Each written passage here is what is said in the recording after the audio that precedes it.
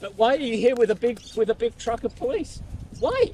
What has anybody done wrong? The kids playing in a playground. We're making sure no one does do something wrong, sir. And you don't think that's intimidating? No, Tell me, you don't? Police walk the streets day in, day out. They do not. I've lived in this country for 20 years and I've never seen as much police presence. All right, so your reason for being out of your home at the moment, walking. sir, you're walking, okay, no worries. You happy to take this one, mate? Yeah. So you can give, mate, I'd either give him a COVID or give him a hinder. I've just got my hands on some incredible police body-worn camera footage everyone needs to watch. It was tendered into evidence last week in the man's ongoing trial, so it's now available to the public, but I guarantee the mainstream media won't run it as it doesn't suit their narrative. So when you get to the end of this video, make sure to share it far and wide. But before I show you the vision, I want to let you know that my new book is now available on Kindle. So whether you prefer paperback or ebooks, head to rebelfromthestart.com so you can read my story in my words. 59-year-old Steve Falken, the grandson of a Jewish woman who was beaten to death by the SS in Nazi Germany, is still fighting a charge for allegedly breaching COVID restrictions during a lockdown in August of 2021. You'll understand why I mention his family background in a moment. Steve was walking alone around his local park in Coffs Harbour, New South Wales, within the permitted 5-kilometre radius from his home, when police approached him. Watch the entire interaction. My name's Senior Constable Baker from the Coffs Harbour Police Station. I've got my police body worn on, okay? So because there's a health order at the moment, okay? I need to know why you're out of your home. Why? You're walking? All right. So a part of this, I need to see some ID, please. No, you don't. Yes, I do. Because of what? I'm walking. I need to know. I need to know why you're out of your home. Provide ID when you're asked by the police at the moment, sir. If you fail to do so, I will arrest you. You will arrest me for just 100%. walking by here. No, for not providing ID, sir. I'll show you my driver's license. Thank you. Thank you, sir. That's all we're asking for. I'm appalled, right? My mother grew up in Nazi Germany. Her whole family went to the death camps. And you know what? How that all happens? Germany managed to convince the normal citizens of what's happening in this country right now. And you guys are pawns in that big game, and you can't see it. I find that absolutely appalling. And I'm frightened for your own well-being, because one day you will realize what game you're a part of. Thank you, sir. I find this absolutely disgusting that politicians, self-appointed politicians, can set themselves above the Constitution and just make a declaration which makes the Constitution null and void, and the police, that is meant to be the servant of the public, now becomes the servant of the new dictators. Don't tell me that this is right or good. I haven't told you that it was I know it, I haven't, but I'm very angry. Just listen for a minute, and I understand your position, sir. All we need you to do is provide some ID. I understand, but why are you here with a big truck of police? Why? What has anybody done wrong? The kids playing in a playground. We're making sure no one does do something wrong, sir. And you don't think that's intimidating? No, Tell me, you don't? Police walk the streets day in, day out. They do not. I've lived in this country for 20 years and I've never seen as much police presence. All right. So your reason for being out of your home at the moment, walking. sir, you're walking, okay, no worries.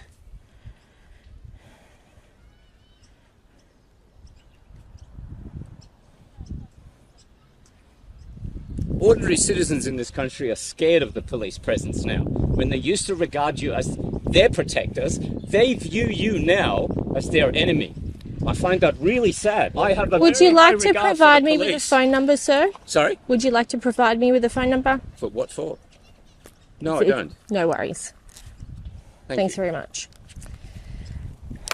Just for your information, sir, if you are here for an illegal protest, there is a fine, which can be up to $3,000, just for your info, Even okay, that, sir? the fact that so you're happy to remove people's rights. What you don't understand is, what if we lived under a total dictatorship? What are the people then going to do?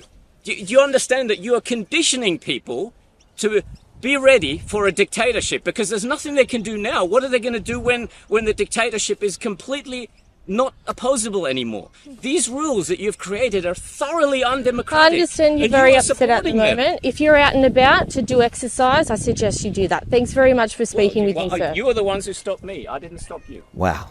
Firstly, out of the many police interactions I've seen through COVID, Steve handled it one of the best. He wasn't crazy or conspiratorial.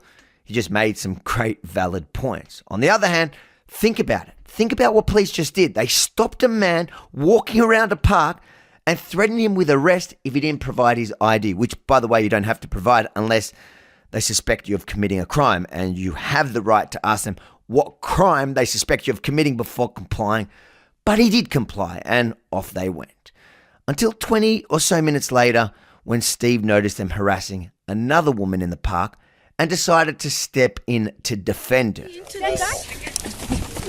Now, you don't have to agree with his actions. Personally, with everything that was going on at the time and everything we now know, I think it was an act of bravery that should be celebrated. I have done nothing wrong. I gave you my details. You're back getting up, please, sir. This is totally ridiculous. Be ashamed of yourselves. We asked you, sir. We asked you a number of times. Look, you don't understand. I feel a responsibility towards people who are being bullied. I am a law-abiding citizen. I have never broken Australian law. Yeah, that's right, sir. Sorry. That's not even the craziest part. The craziest thing is what the superintendent said once they locked him up in the back of their van, and we only now know it because a junior officer had forgotten to switch off his body cam. Just for a second. Yes. What things? We'll give them back to you, mate. We'll give them back. We promise. Not a drama. You happy to take this one, mate? Yeah. So you can give, mate. I'd either give him a COVID or give him a hinder. Okay. Because he would not go away. He's been told that many times. Sure. Sorry. I'm still. Spoiler alert, they decided to go with both. But last month, after almost 2 years of fighting in court, police finally dropped the hindering and pushed through only with the allegedly breaching COVID restrictions, in which the trial is still ongoing. That's how we got access to this footage. Steve is back in court later this year on the 8th of December, and I'll keep you posted on the outcome of his case. For now, share this body cam footage with everyone. People need to hear what Steve said. It was great. But more importantly, they need to witness how police abused the system during COVID and are still persecuting those who were courageous enough to stand up to their tyranny at the time. If you agree that this report is as crucial as I do, make sure to like, comment, but most importantly, share it far and wide, because the mainstream media have had the same access as we do to these files, but they won't share it, so it's up to you. And then, if you want to know how I ended up doing the media's job for them, better than them, head over to rebelfromthestart.com and get my new book in either paperback or now Kindle, rebelfromthestart.com. Read my full story in my words.